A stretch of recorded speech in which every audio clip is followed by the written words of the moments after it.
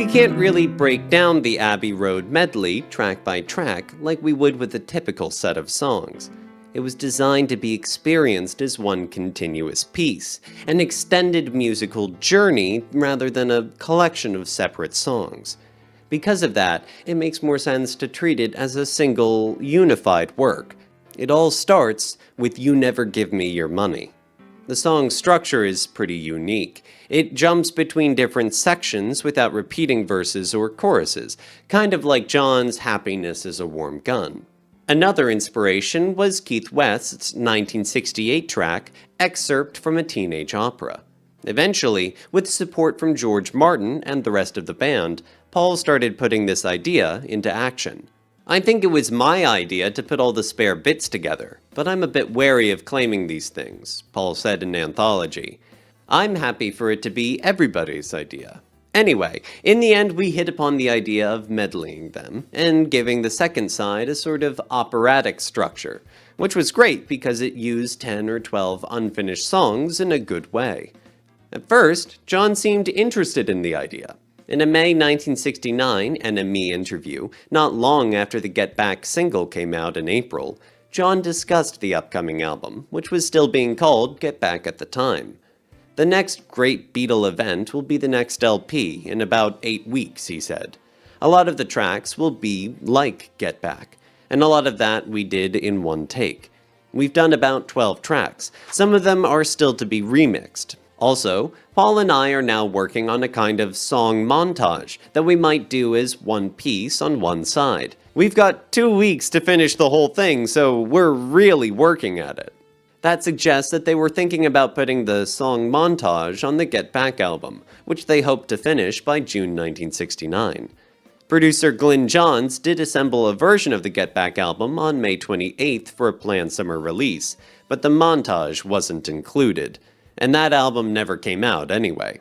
By then, Paul had already written You Never Give Me Your Money, and John had Mean Mr. Mustard and Polythene Pam from the year before, but it was clear that the montage wouldn't be done in time. So in June, they decided to make a whole new album instead, which turned into Abbey Road later.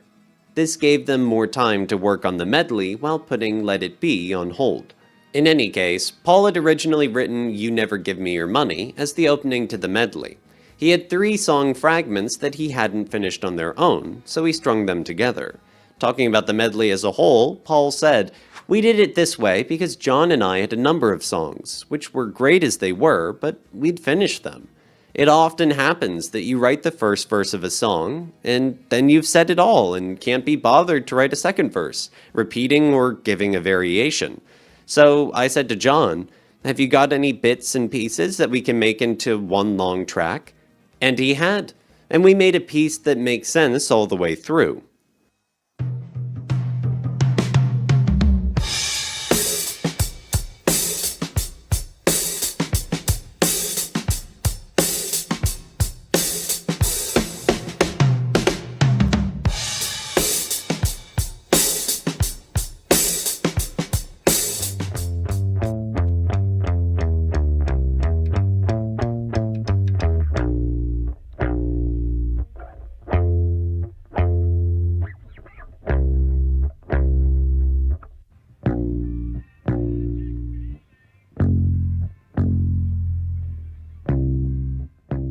The first section, the soft piano part with the title lyrics, was about the Beatles' money problems, especially their dealings with Alan Klein. "This was me directly lambasting Alan Klein's attitude to us," Paul said. "No money, just funny paper, all promises, and it never works out. It's basically a song about no faith in the person that found its way into the medley on Abbey Road." John saw the humor in it.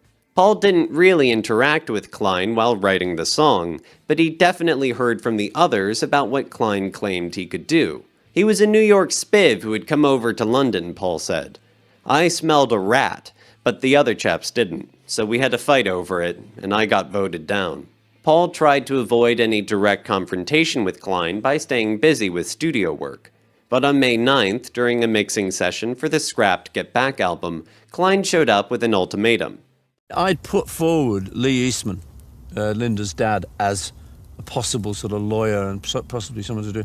But they said, no, he'd be just too biased against you, for you and against us, which I could see. Oh, yeah, well, we had great arguments with Paul. Well, the three of us felt, the three of us have gone this way, why don't you? So there it was, and that then was a 3-1 situation. And in the Beatles, if any one doesn't agree with the plan, it was always vetoed. It's very democratic that way. So the 3-1 thing was very awkward. And things would happen like, I remember being at Olympic Studio one evening, and we were supposed to be doing something on Abbey Road, I think. The three guys showed up, we all showed up at the studio ready to record, and Alan Klein showed up as part of the party with his sort of henchman. And they said, you've got to sign a contract for Klein. He's got to take it to his board. I said, it's Friday night. No, he doesn't work on a Saturday. Anyway, Alan Klein's a law unto himself. He hasn't got a board he has to report to, I said, don't worry. So we could easily do this on Monday. Let's do our session now. You're not going to push me into this. They said, oh, you're stalling. They said he wants 15%, he wants 20%. I said, tell him he can have 15%. They said, you're stalling. And I said, no, I'm working for us. We're a big act. I remember the exact words, we're a big act. The Beatles, he'll take 15%.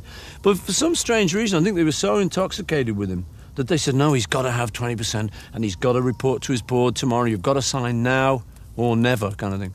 I said, right, that's it. Well, I'm not signing now. It was a big argument. And they all went, leaving me at the studio. The thing with Apple was that we were great creators and we could do all of that, but nobody had half an idea about a budget. So, what we were spending, I think, was more than what we were earning.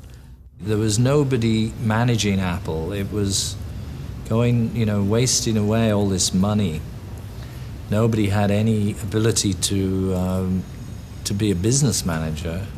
And so it was a question of who was going to do it, because I was doing it, but I was doing it on the basis that I'll do it until you find somebody who you want to do it, because I didn't want to do it. So that's why, somebody like Alan Klein had the opportunity to come in and say he could do it, but so did a lot of other people. What changed at Apple after he arrived? Everything. It was a completely different situation, Number one, right, first and foremost, Paul wasn't there. Klein had been managing the Rolling Stones, and I believe Donovan. And John had met him, and he just came in one day and said, well, I'm going to get Klein to manage me, and that's what's happening. And Alan was a human being, the same as Brian was a human being. It was the same thing with Brian in the early days. It was assessment, and I make a lot of mistakes character-wise, but now and then I make a good one, Many months later. A week ago today, 3 of the original 4 Beatles, John, George, Paul and Ringo, finally parted company with their fast-talking American manager, Alan Klein. A highly significant announcement for pop fans, because one of the reasons given for the original breakup of the Beatles was that after Brian Epstein's death, John, George and Ringo wanted Klein to manage the Beatles' complex business affairs and disagreed with Paul, who was against Klein and who wanted Lee Eastman, his wife's father, as manager. John, can you tell me what happened with Alan Klein? Why did you and the other two try to decide finally to get rid of him? Well, there are many reasons to finally give in the push, although I don't want to go into the details of it. Let's say that possibly Paul's suspicions were right, and the time was right. At the time, I do whatever I feel is right. And although I haven't been particularly happy personally for quite a long time with the situation, I didn't want to make any quick moves. And I wanted to see if maybe, something could work out. The alternative to Klein really was possibly Lee Eastman, but I'm not at all sure that, Paul wanted Lee Eastman to be a manager in the sense that, Brian Epstein had been a manager, or Alan Klein to be a manager in the sense of Brian Epstein being a manager. Since the first section of You Never Give Me Your Money had already been written and partly recorded 3 days earlier, it wasn't inspired by this event specifically, but Paul had clearly shown his concerns about Klein long before that. The second unfinished section, which Paul called Out of College in his personal notebook, seems to reflect the Beatles' early days, leaving behind school and ordinary jobs to take a chance on their dreams. They didn't have much money, but they were chasing that magic feeling of doing what they loved. On the original lyric sheet for this part, Paul ended with the phrase, "know where to go," and crossed out the K, obviously suggesting a double meaning. Others might have thought the Beatles had nowhere to go, but they knew exactly where they were headed. After a dramatic instrumental break, we heard the third section, One Sweet Dream, which Barry Miles describes as being about Paul and Linda's habit of going on aimless countryside drives. Paul said, "We used to like to escape London, and we'd just drive, going nowhere. We would try to get lost." Linda recalled, "As a kid, I loved getting lost. Then, when I moved to England to be with Paul, we would put Martha in the back of the car and drive out of London. I'd say, 'Let's get lost,' and we'd keep driving without looking for any signs. That's where lines like, 'Soon we'll be away from here, step on the gas and wipe that tear away,' came from." Paul also wrote Two of Us about these same drives.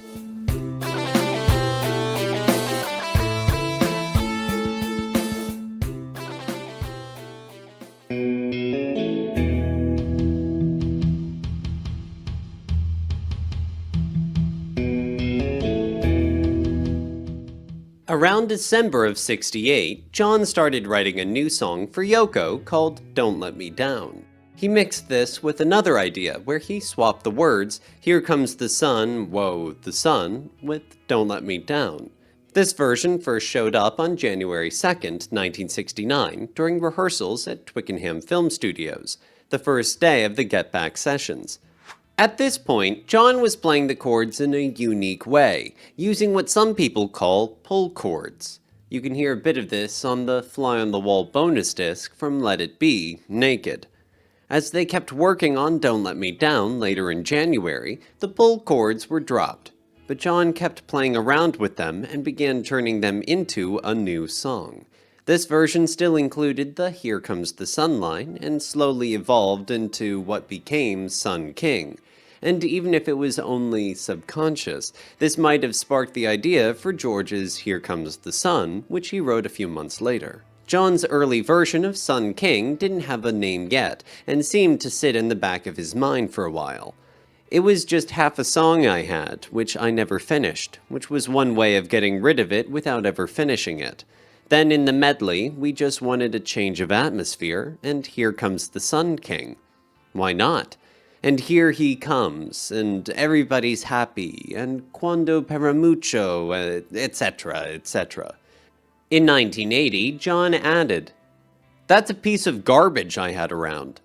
Even though George had already started recording his own Here Comes the Sun, John still decided to keep the original idea and lyrics from back in January. According to Steve Turner, John said Sun King came to him in a dream, suggesting it felt like an inspired piece of work. That may be true, but John was also known to be a big reader. Barry Miles suggests that John might have gotten the idea from the 1966 book The Sun King by Nancy Mitford about Francis Louis XIV, or maybe even from a review of it. A Hard Day's Right even imagines that John had a dream wherein the king entered his palace to find all his guests were laughing and happy after reading the book. Fast forward to July 24th. John brought the song into EMI Studios and finished writing and recording it, now calling it Here Comes the Sun King. He explained, "We just started joking, it's cod. Singing Cuando para mucho, so we just made it up. Paul knew a few Spanish words from school, so we just strung any Spanish words that sounded vaguely like something. And of course we got chica ferdy in. That's a Liverpool expression. Just like, sort of, it doesn't mean anything. Just like childish taunting, na na na na na." The one we missed, we should have had, was paranoia. We forgot all about it. We used to call ourselves Los Paranoias. Cake and eat it is another nice line too, because they have that in Spanish. Que or something can eat it. On July 24th, John brought in a more developed version of Here Comes the Sun King for the medley. That same day, he also introduced another incomplete song, Mean Mr. Mustard, with the intention of recording both together as part of the medley. Jeff Emmerich relates how these two songs were both recorded together in a single pass, There's a slight gap between the two songs, so they could have easily been recorded separately. But knowing in advance that they would be sequenced in that order, John made the decision to play through them in one go, which made it a little more of a challenge to the band's musicianship, but they pulled it off. Emmerich also recalled John being in good spirits, despite having recently been in a car accident with Yoko in Scotland. Yoko, who had a bed brought into the studio during earlier sessions to help her recover, no longer needed it, though the bed remained in the corner. John was actually in a pretty good mood throughout the entire session. I could see that he was a bit looser, a little more recovered from his injuries, and a lot less worried about Yoko, who was no longer lying in the bed, though it remained unmade in a corner of the studio, a mute reminder of the weirdness we'd had to deal with over the past few weeks. George explained in '87. At that time, Albatross by Fleetwood Mac was out, with all the reverb on guitar. So we said, let's be Fleetwood Mac doing Albatross just to get going. It never really sounded like Fleetwood Mac, but that was the point of origin.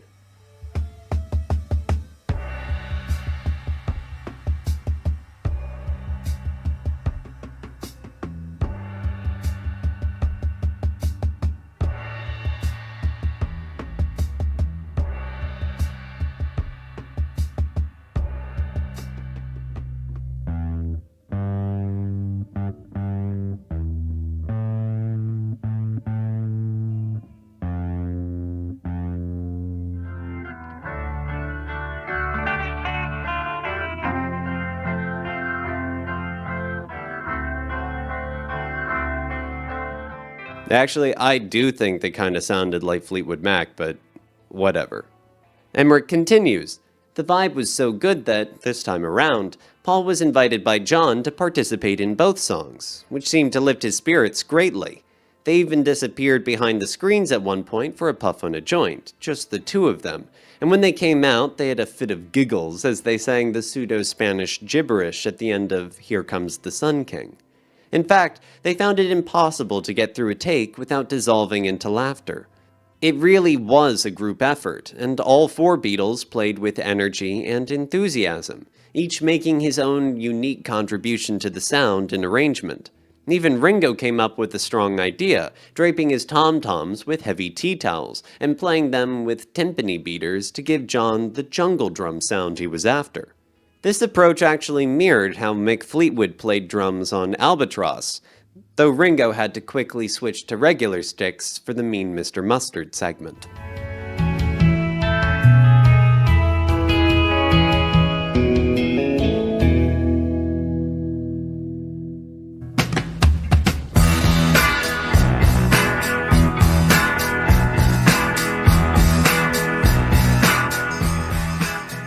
John explained the inspiration behind Mean Mr. Mustard in his 1980 Playboy interview. I'd read somewhere in the paper about this mean guy who was hiding 5-pound notes, not up his nose, but somewhere else. And so I wrote about him. And no, it has nothing to do with snorting cocaine. In fact, 2 newspaper articles appear to have influenced Mean Mr. Mustard.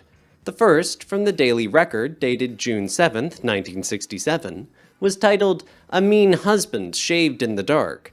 It described a man who shaved and went to bed in the dark to save electricity, and insisted on turning off the lights while listening to the radio, because it was not necessary to see in order to listen.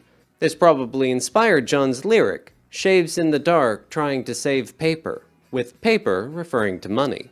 The second article, published the same day in the Daily Mirror, was titled, Scotsman Meanness Was Cruel. It stated, John Mustard, an exceptionally mean man, gave his wife only £1 in the year before they parted. The judge said that there was a menacing quality about him, to which his wife was particularly sensitive.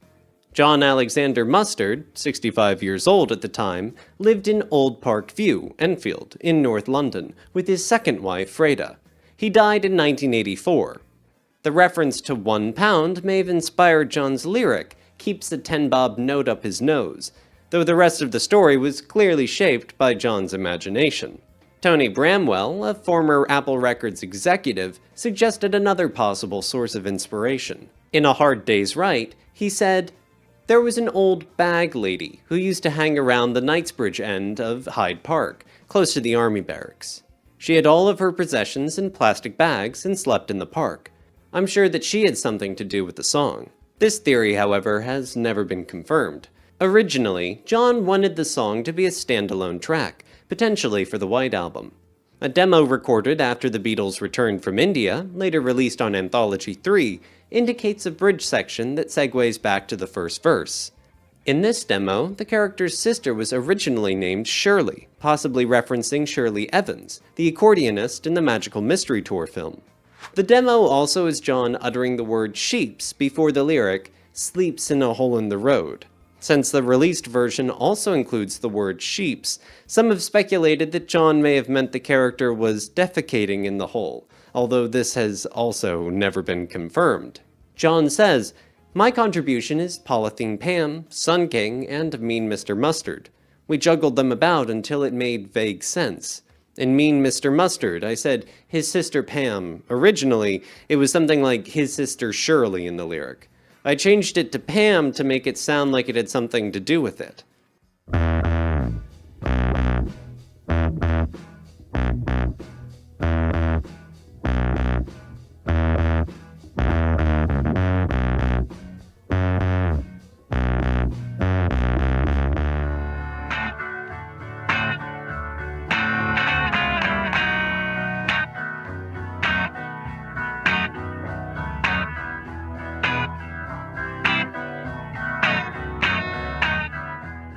Only the first two verses were used in the final album version. The bridge was never completed. John later dismissed the song, calling it a bit of crap. Paul, however, had a more positive view. Mean Mr. Mustard was very John. I liked that. A nice quirky song. One notable choice during the recording was having Paul play his Fender jazz bass through a fuzz box during the Mean Mr. Mustard section. He had to manually switch from the clean tone used during Sun King. It's not difficult to picture Mean Mr. Mustard as a fully developed Lennon track on the White Album, but within the context of this long medley, this shortened version of the song fits much better. Following the laid-back atmosphere of John's Sun King, the medley is re-energized by what Tom Riley calls in his book Tell Me Why, a short, punchy rock and roll sketch.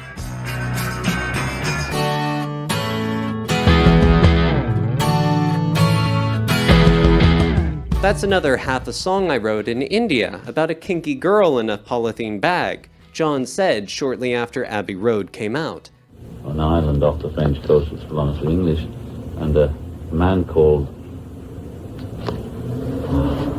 Roy something, who was England's answer to Allen Ginsberg, who gave us our first exposure. This is so long, you can't deal with all this. You see, everything triggers amazing memories. Yeah. I'll get his name later because I'm getting tired now and it's hard work to pull things out.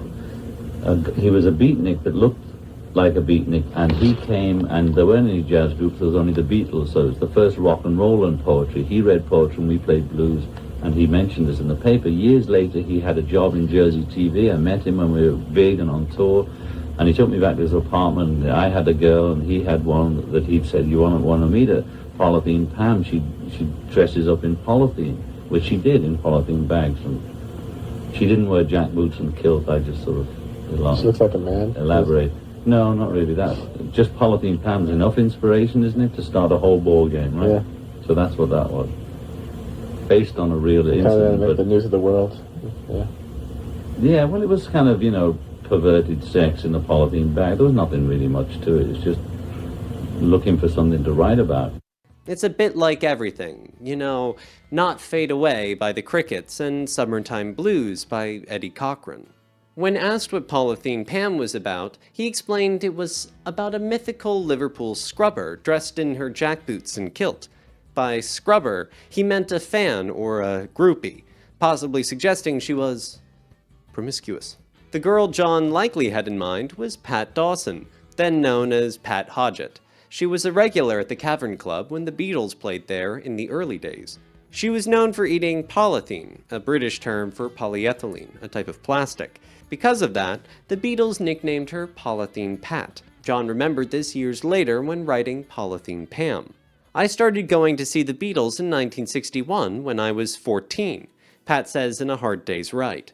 And I got quite friendly with them. If they were playing out of town, they'd give me a lift back home in their van. It was about the same time that I started getting called Polythene Pat. It's embarrassing, really. I just used to eat polythene all the time. I'd tie it in knots and then eat it. Sometimes I even used to burn it and then eat it when it got cold. Then I had a friend who got a job in a polythene bag factory, which was wonderful because it meant that I had consistent supply. The poet John mentioned, England's answer to Allen Ginsberg, was Royston Ellis. He met the Beatles in May or June of 1960 when he came to Liverpool University to read poetry. That July, he arranged for them to back him at a poetry and music show at the Jacaranda Club. A piece in Record and Show Mirror from July 9, 1960, even said Ellis was thinking of taking the Beatles to London. I was quite a star for them at the time, Ellis recalled in A Hard Day's Write, because I'd come up from London, and that was a world they didn't really know about. I stayed with them for about a week in their flat at the Gambier Terrace during that 1960 visit. John was fascinated by the fact that I was a poet, and that led to deep conversations. The Beatles saw Ellis again during their 1963 tour, but that meeting actually took place in Guernsey, not Jersey, as John mistakenly said. A photo from August 8, 1963, shows Ellis with the band on Guernsey. He had a summer job there working as a ferryboat engineer, and met up with John after the show at his attic apartment. Years later, Ellis was interviewed for A Hard Day's Write. Not being involved in the British music scene anymore, Ellis wasn't aware of Polythene Pam, but he did remember what happened that day with his girlfriend at the time, Stephanie. We'd read all these things about leather, and we didn't have any leather, but I had my oilskins, and we had some polythene bags from somewhere. We all dressed up in them and wore them in bed. John stayed the night with us in the same bed. I don't think anything very exciting happened, and we all wondered what the fun was in being kinky. It was probably more my idea than John's. I can't really remember everything that happened. At that time, it meant nothing to me. It was just one event during a very eventful time in my life.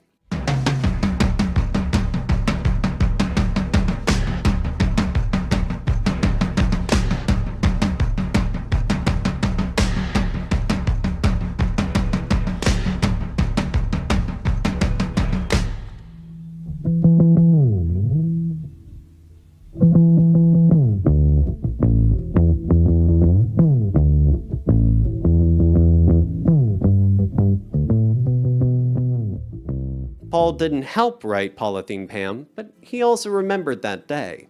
In his book, he writes, John, being Royston's friend, went out to dinner with him and got pissed drunk and stuff, and they ended up back at his apartment with a girl who dressed herself in polythene for John's amusement. So it was a little kinky scene. She was a real character. The line, "she's the kind of girl that makes the news of the world," refers to the British tabloid News of the World, which was known for covering celebrity scandals. So the idea of perverted intercourse in a polythene bag could have easily been the kind of story the paper would publish. Polythene Pam was arranged to directly link into Paul's "she came in through the bathroom window."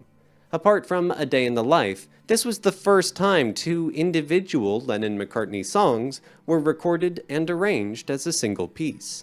Jeff Emmerich recalled the session. Things weren't quite so pleasant.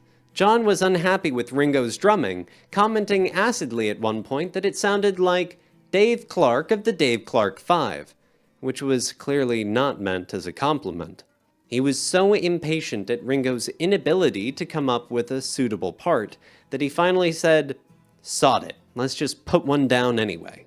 But Ringo was upset that John was unhappy with his drumming, and he spent a good deal of time working on it with Paul, even after the backing track was done. Finally, he said to John, "Why don't we just record the backing track again? I think I've got a part you'll like now." But John waved him off. "I'm not playing the bloody song again, Ring. If you want to redo the drums, go ahead and overdub them." That night, Ringo did just that. Fortunately, we were working in 8-track, so I was able to record the new drum track without erasing the old one.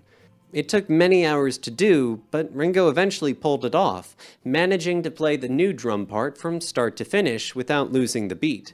And those were the days before we had click tracks, so his only reference was the original drum track, which we fed to him through headphones. Paul overdubbed his bass on Polythene Pam, and at one point he overshot the note on one of his glissandos. Instinctively he said, "Oops, let me drop that in and fix it." But we all spontaneously overruled him, saying, "No, it's great, leave it in." Even George Martin got into the spirit of things. When someone made a mistake like that and the others liked it, we'd often actually make it louder when we mixed the song so as to accentuate it. Sometimes we would even double track the mistake with other instruments to make it even more obvious. It was all about playing a little joke on the fans, giving them a treat, something to talk about. That's what we did on Polythene Pam. Paul's overshoot actually became a feature. For all of the kerfuffle, they were fun tracks to record. I commented to George Martin that it sounded like old-style Beatles, like the four of them playing together as a band circa 1963. "You're right," George said sardonically. "You'd never guess that the four of them actually can't stand each other." Then, George played the descending electric guitar line linking Pam to Bathroom Window. John re-recorded his lead vocal, now using a pronounced Scouse accent, and adding an ad-lib during George's guitar solo. "Fab, isn't that great? It's real good, that. Real good. Listen to that, Mal," he said, referring to Mal Evans. As the transition into Bathroom Window began, John shouted, "Oh, look out," a portion of which made it onto the final version. Originally, Paul's short acoustic piece, Her Majesty, was placed between Mean Mr. Mustard and Polythene Pam, but Paul didn't like the result and asked for Her Majesty to be removed, with Mustard now leading directly into Polythene Pam.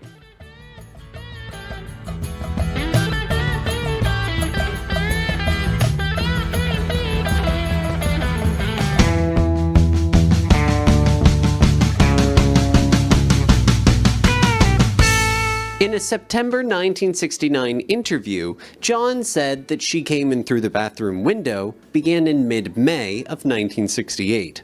It was when Paul and I went to America to publicize Apple about 2 years ago, and we were just in the flat we were staying in, and he had just come out with that line, "She came in through the bathroom window." So he had it for years, and he eventually finished it.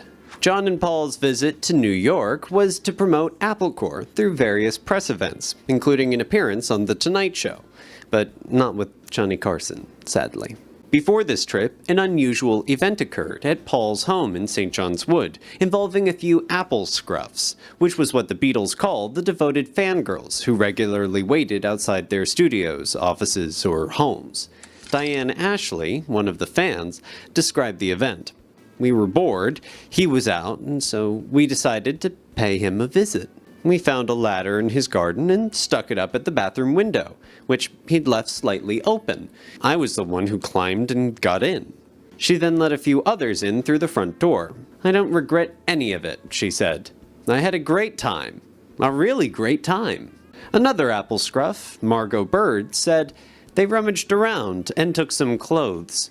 People didn't usually take anything of real value, but I think this time a lot of photographs and negatives were taken.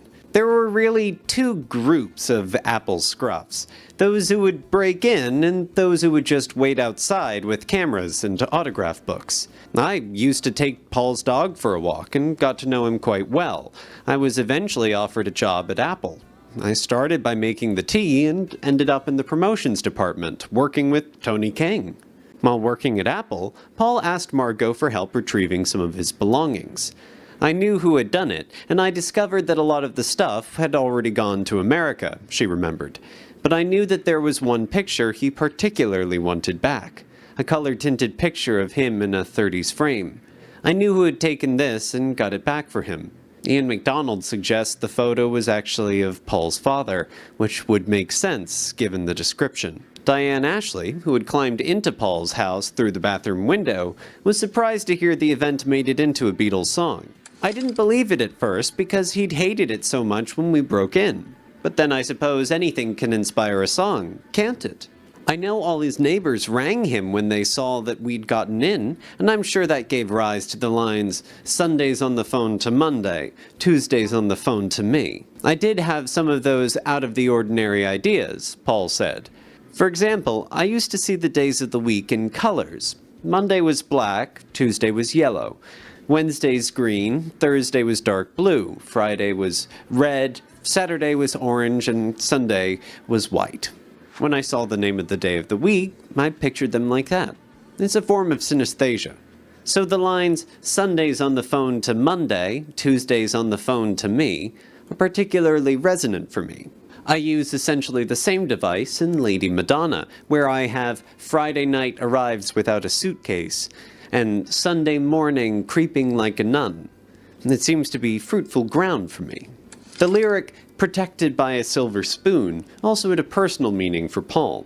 In the lyrics, he wrote, even though my mother was never anything more than a nurse or midwife, and my dad never anything more than a cotton salesman, we always thought of ourselves as posh working class. It's a mental attitude. Our attitude was posh. We aspired to do better in every department. We usually associate the idea of being born with a silver spoon in your mouth with nobility. But even in my, albeit posh, working-class family, I was given a silver spoon at the time of my christening. I knew nothing about it until, years later, my Auntie Dill told me that she had kept it safe for me. Literally and metaphorically, until my mom died. I had quite a lucky childhood. I was protected by a silver spoon.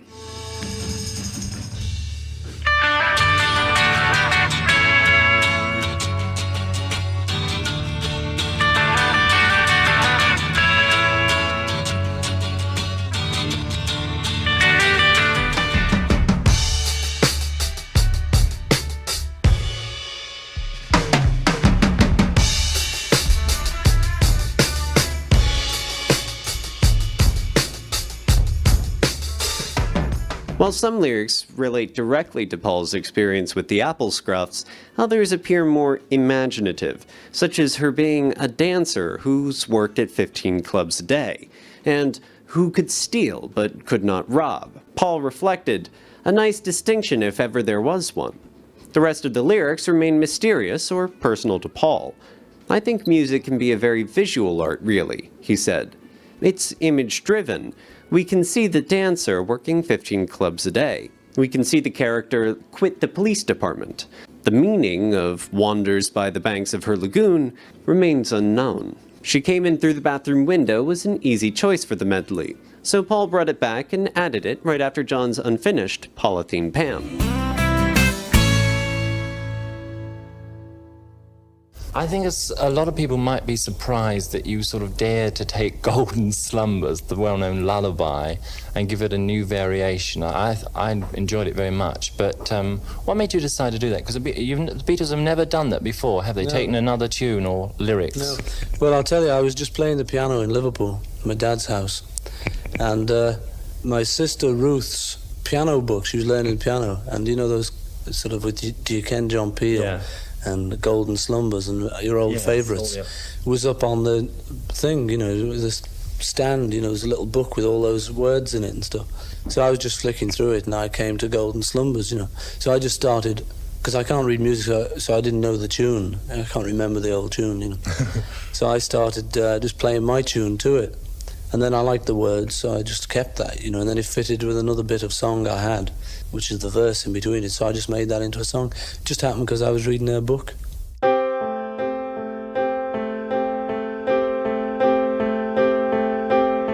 He shared a bit more in Many Years From Now.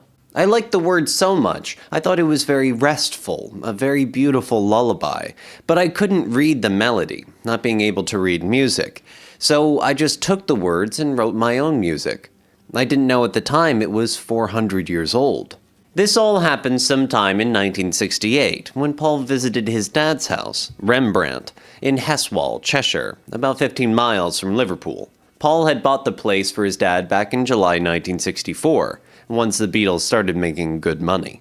Paul's mom had died when he was 14, and his dad, Jim McCartney, later remarried a woman named Angela. And that's how Paul ended up with a stepsister, Ruth, the same Ruth whose piano book he was flipping through that day in 1968. It was later set to music in 1885 by W.J. Henderson, under the title Golden Slumbers, Kiss Your Eyes. It first showed up in a 1603 play called The Pleasant Comedy of Patient Grizzle.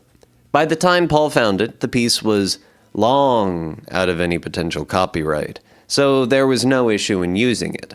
Paul had a vague memory of the lullaby from when he was younger too, which makes sense since he said, "I couldn't remember the old tune." Here's the original poem by Thomas Dekker. Golden slumbers kiss your eyes. Smiles awake you when you rise. Sleep, pretty wantons, do not cry, and I will sing a lullaby. Rock them, lullaby. Care is heavy, therefore sleep you. You are care, and care must keep you. And I will sing a lullaby. Rock them, lullaby. Paul said, it fit with another bit of song I had. In the lyrics, he also talked about where some of the emotion behind the lyrics may have come from. It's very possible that I'd been feeling down in London. I was back in the solace of family and Liverpool, and what with the Beatles' troubles down south, I was likely thinking, wouldn't it be nice to get home and have that comfortable feeling again? So there may have been some of that in the background. I wouldn't rule it out. When I wrote the song, I hadn't been back home to Liverpool for a long time. But now I was at my dad's house, which wasn't quite home because it was a house I'd bought him when I got some money. But it was still Liverpool, and it was still homeward. So I added, once there was a way to get back homeward, once there was a way to get back home. The song turned out to be quite soulful, and I think that's what attracted me to those lyrics in the first place. That notion of consoling a baby or reading kids a bedtime story. Later on, when putting together the big medley, Paul thought it would work well to pair Golden Slumbers with a reprise of You Never Give Me Your Money, which he had written a few months later. It worked musically as they were both in the same key, and shared a general feeling of sad farewell, as Ian MacDonald put it in Revolution in the Head. Geoff Emerick reveals, no one was sure how John would react to the medley idea, but we got on with the work anyway. There seemed to be an assumption that he would go along with it, and that this time around, in contrast to the White Album, he wouldn't be calling the shots. John was actually on board after all, as he said in a May 1969 interview that he liked the idea of a kind of song montage that we might do as one piece on one side. Even though Golden Slumbers and Carry That Weight are separate songs on the album, the session notes just called the whole thing Golden Slumbers at the time. The orchestral part was recorded on August 15th in Studio One, but there was a technical challenge, as Emerick explained. EMI had still not installed an 8-track tape recorder or large-scale console into the Studio One control room, so we were forced to set up a complicated system of audio tie lines and closed-circuit television that allowed the musicians to be seated in the larger Studio One while we recorded them in the control room of Studio Two. The orchestral recording covered mostly Paul's songs, Golden Slumbers, Carry That Weight, and The End.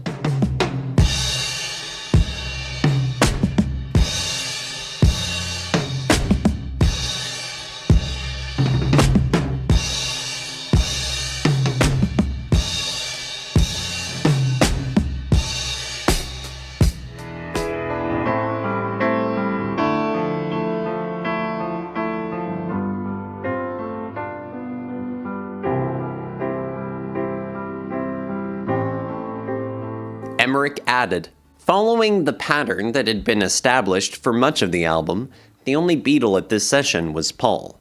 Phil MacDonald, however, was there with me, working in 2 studios at once, really complicated things, and we needed the extra pair of hands. George Martin did the conducting while Paul essentially produced his own session.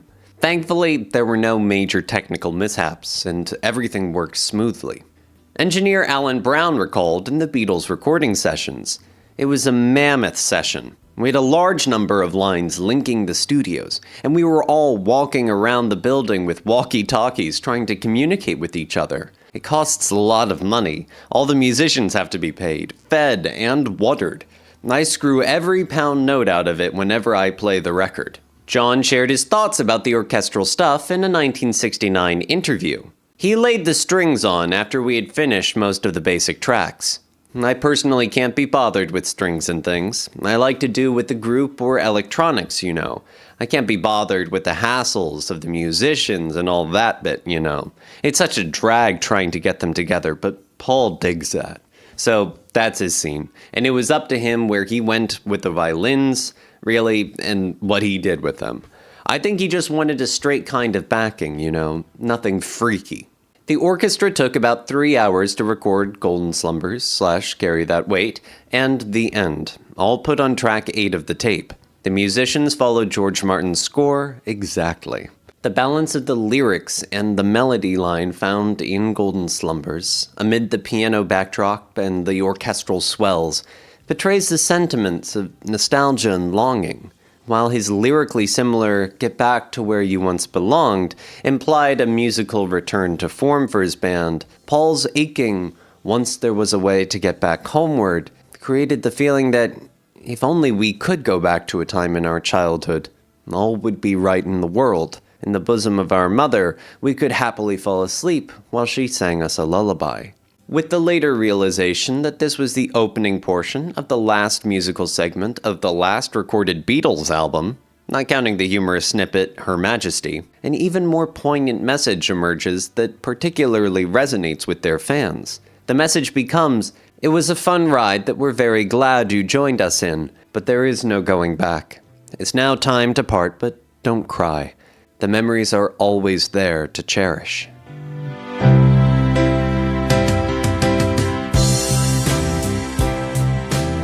There are quite a few Beatles songs that took shape in the recording studio different from how they were originally conceived. John's Come Together was originally intended as a Chuck Berry-style rocker until it was transformed into a more subdued, swampy-sounding hit song. I'll Be Back was attempted in the studio in a waltz beat, as shown in Anthology 1, and Paul's tender acoustic ballad, And I Love Her, was first tried as a full band arrangement with electric guitars and drums. However, probably the biggest transformation to a Beatles song from what the composer originally intended would be Carry That Weight. Sometime around December 1968, Paul came up with this upbeat country-style tune called Carry That Weight. It had a bit of that Buck Owens vibe, you know, sort of like Act Naturally, which the Beatles had already covered during Help. Ringo's idea, of course. Paul's plan was to write verses about a guy who had a pretty good life, but let little problems get to him. Each verse would lead into the catchy chorus. The whole thing was meant to sound like it was from the guy's point of view. When Paul first showed the song to the rest of the band during Get Back, he was sitting at the organ and saying, "I was thinking it was a song for Ringo." Since every album had a Ringo song, he figured this could be it. But the idea of it being a Ringo song didn't last. The next day, Paul slowed it down and paired it with Golden Slumbers, turning it into a medley. He played the combo on piano during rehearsal. The big Abbey Road medley idea wasn't around just yet, but this ended up being a big part later. A few days later, on January 9th, Paul played the medley again for Ringo and explained where it came from.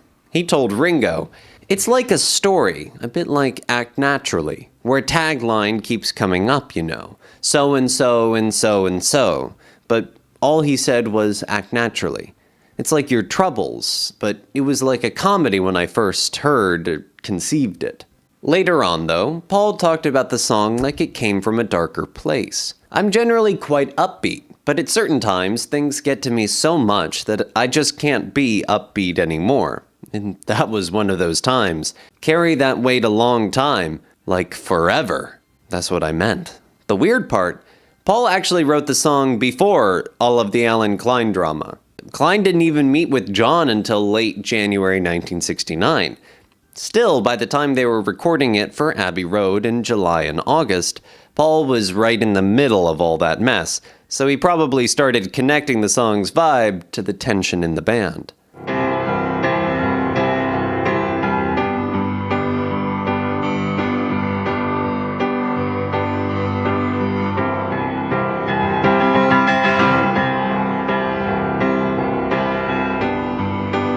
In the lyrics, Paul explained, We were entering a period in the mid to late 60s when we were doing LSD, staying up all night. That period weighed on me. It was a place you just didn't want to be, with people you didn't want to be with. The idea of carrying a weight may have been influenced by the band's song, The Weight.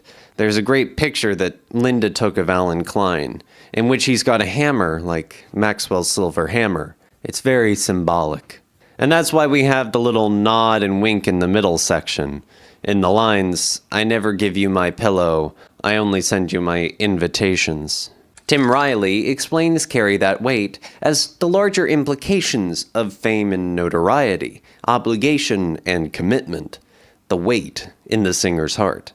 He then goes on to state that the ironies become palpable. The love song Paul sings to the Beatles spells out the price that fame has extracted from their friendship. Ian MacDonald says, no matter what they do separately after this, Paul correctly guesses it'll never match what they did together. And the world will always hark back to their glory days as a foursome, and they'll carry the weight of their achievement as the Beatles for the rest of their individual careers.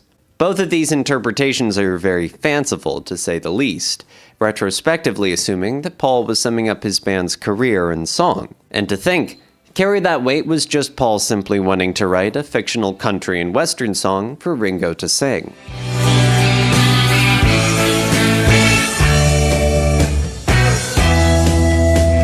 The Beatles song The End, which wraps up Abbey Road, is often seen by fans and writers as their big farewell message.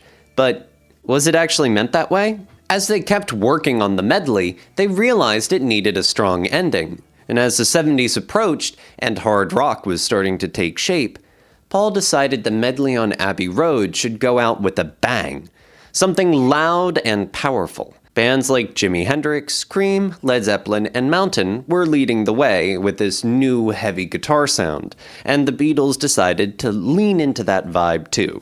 So, on July 23rd, they recorded a tight, distorted guitar jam to close out the medley. At that point, it was just called Ending, and lasted about a minute and 20 seconds, stopping abruptly. If you picture the final version cutting off right before Paul's soft piano chords, that's actually originally what it sounded like. But Paul wanted to go a little deeper. Not just noise, he wanted meaning. Soon after, he came up with a more thoughtful ending to follow the heavy guitar part.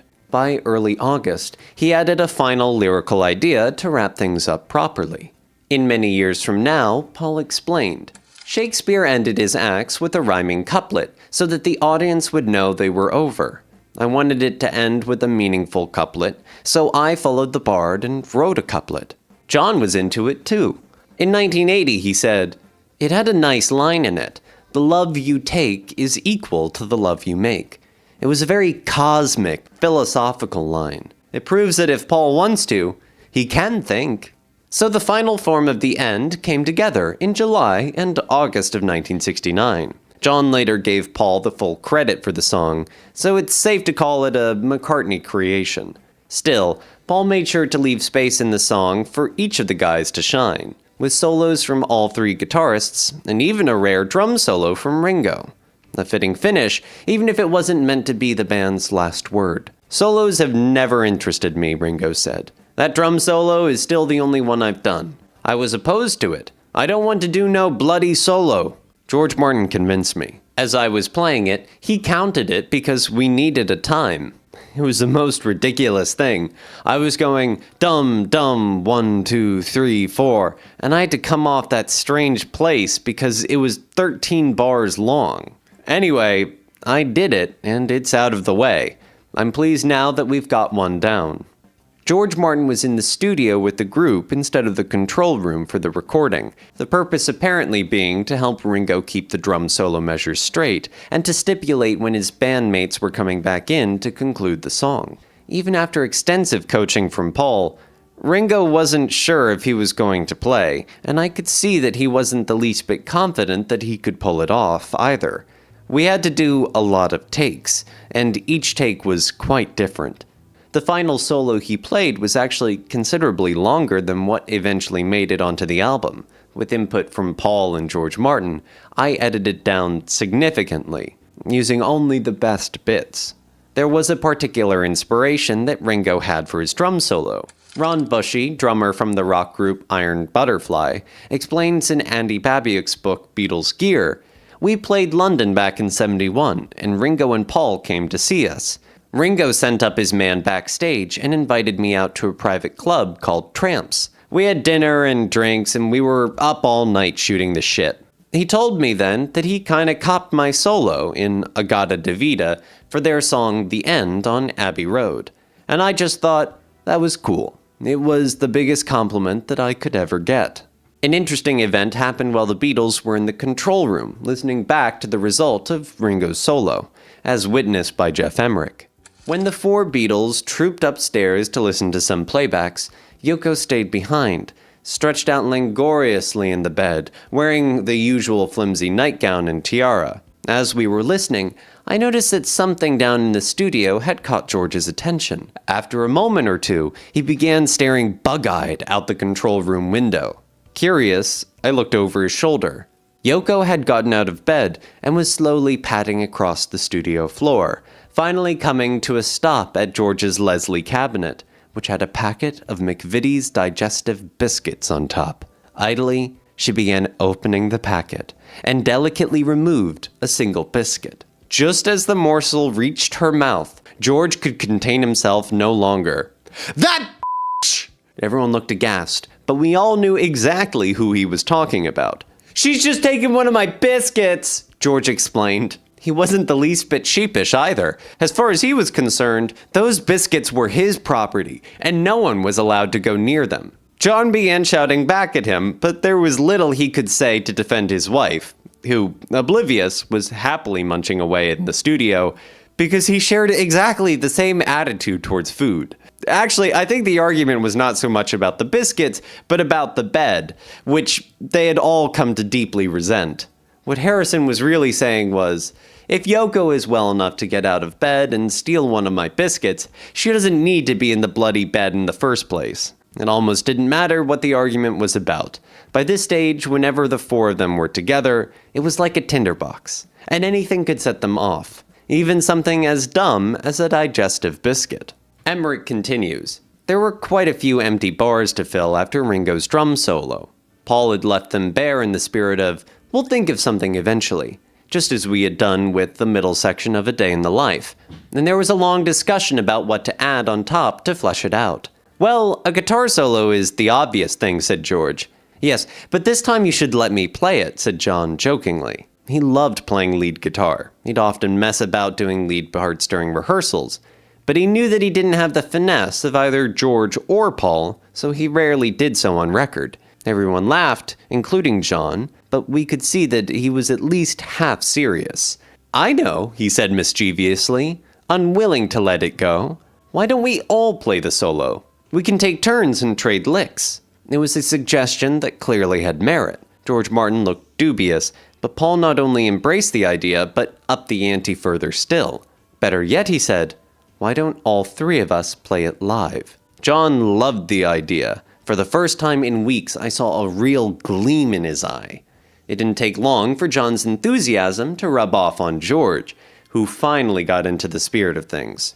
Paul announced that he wanted to take the first solo, and since it was his song, the others deferred.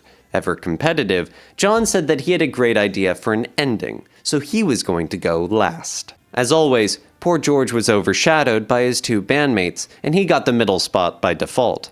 Yoko, as usual, was sitting by John's side in the control room while they were having this discussion. But as John got up to walk out into the studio, he turned to her and said gently, "Wait here, love. I won't be a minute." She looked a little shocked and hurt, but she did as John asked, sitting quietly by the control room window for the remainder of the session. It was almost as if he knew that she would put a damper on things and spoil the atmosphere if she were in the studio with them. Something inside told John that to get this to work, he needed to be doing it with just Paul and George, that it would be better for Yoko not to be by his side this one time. Maybe that was the reason. Or perhaps on some subconscious level, they decided to suspend their egos for the sake of the music. But for the hour or so that it took them to play those solos, all the bad blood, all the fighting, all the crap that had gone down between these former friends was forgotten. John, Paul, and George looked like they had gone back in time, like they were kids again, playing together for the sheer enjoyment of it. More than anything, they reminded me of gunslingers, with their guitars strapped on and looks of steely-eyed resolve, determined to outdo one another. Yet there was no animosity, no tension at all. You could tell that they were simply having fun. It was the first time in a long time that the three of them were actually playing together in the studio. For most of the Abbey Road sessions, it was just one or two of them, plus sometimes Ringo. For me, that session was undoubtedly the high point of the summer of 1969, and listening to those guitar solos still never fails to bring a smile to my face. If the good feelings engendered by that one day had only been present throughout the entire project, there's no telling how great Abbey Road would have been. Now, you'd think that this dramatic, final-sounding song, complete with Ringo's only drum solo and Paul's famous line, "And in the end, the love you take is equal to the love you make," had to be their planned goodbye. But that's not actually how it went down. The last time all four Beatles were in the studio together was August 20th, 1969. They were there to finalize the Abbey Road track list. And here's a twist. Originally, side one of the album was going to end with a big medley, ending with, well, the end. Side two was supposed to finish with I Want You, She's So Heavy, John's intense, dramatic track. So, at first, they didn't intend for the end to be their last goodbye at all, just a cool wrap-up to the medley. Still, retrospectively, it was the perfect last hurrah for the Beatles. It made Paul's closing line feel way more profound, and listening to it today, it really does feel like the Beatles riding off into the sunset forever.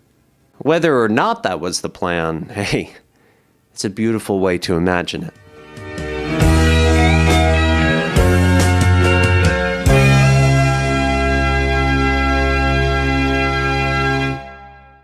But wait, there's more.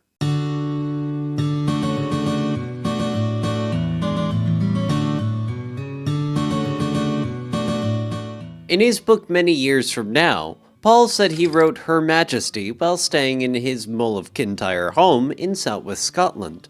He said, "It was quite funny because it's basically monarchist, with a mildly disrespectful tone, but it's very tongue-in-cheek. It's almost like a love song to the Queen."